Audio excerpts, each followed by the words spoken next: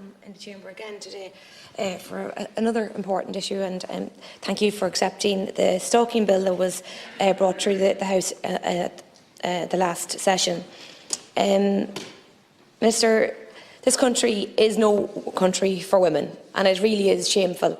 And I find it hard for me to have these contradictions in my head and in my heart. And I love this country. I'm so proud to be Irish, so proud to be living in a modern European democracy. Happy to be bringing my children up in this country. But on the other hand, I have an overwhelming sense of being let down continuously, constantly, over and over again, and made angry by this absolute state of things. And we have let down our daughters, we've let down our friends, our sisters and our mothers, and our constitution puts us at home. Our country and our society put unmarried pregnant women into institutions. Our church has isolated and persecuted women, shamed them, and even said we are unclean after having children. Our schools still don't educate us or empower us to do what is right or wrong when it comes to sex and consent. Our healthcare system doesn't adequately listen to the needs of women. An awful lot of the stuff that happens in women are blamed on our head, not on our body, and it's just told that that's your lot. Our justice system is broken, and we do not look after our victims. You spoke earlier very passionately about looking after and listening to the victims, but I hope you will listen to the victims when it comes to reforming how sexual assaults are dealt with. Our Gardaí need training. They need to be there for the girl and the woman to protect them and their dignity, not to shame them and not to make them feel like it's their fault. And we must really grow up as a country. The death of Aisling Murphy, and again I pass on my deepest condolences to her family, has seen a right amount of anger.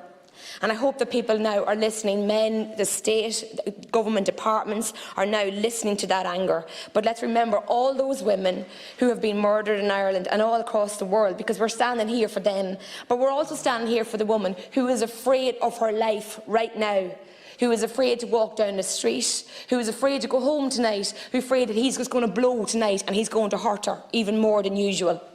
And we can't let down another woman, like a young woman who wrote to me today, and I'm going to read out her own. These are her words. As a young woman, gender violence is a very important aspect of my life. When I was 20, I was sexually assaulted and raped. The DPP decided there was not enough evidence to press charges on the persecutor, as it would be my word against his. They also believed that because I was on a date with the person, it wouldn't be looked upon as favourably as a victim. No support was given to this young girl, and she was let to go through it all by herself. You have to use your own finances to seek therapy, and created shame and victims around that, shame around that abuse too. It's really embarrassing that that's recent. It's a young girl. It's still young. A really embarrassing and a really sad indictment that it's current system that we are now operating. And we will not change until we act on that soundbite, that really lovely soundbite that you said, zero tolerance.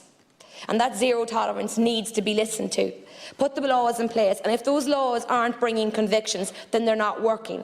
If the system does not make bringing complaints accessible and make it a safe place to report crime, then the system and that is not working and needs to change.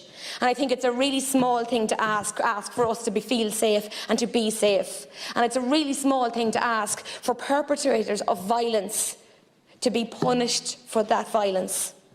And you would think it's a small ask, but it's the biggest ask of our time. It's the biggest ask of this government. And I don't want young girls accepting the casual sexual assaults that I accepted as a young woman. Sexually assaulted and made to walk off laughing, because if you didn't laugh then you were no crack and you were abused even more. And the government are one hand talking this up and saying we're going to have a zero tolerance. But yet, when we're faced with it head-on this week with the women of honour, who are women of honour, we're let down by the system and told that the system must go into place. And again, ignore the victims, go with the system. It seems to be always the system. And Minister, this has to change. And I want safe streets. I want my sons to be reared in a country that doesn't accept ignorance and sexual violence as a day-to-day thing. And I don't want my nieces and my friends' daughters growing up looking behind them. And I curse the country that makes me look behind myself constantly when I go out alone. I curse the people who has done this to me and all the women in this room and all the young girls that we have to face head on now. And it's up to us to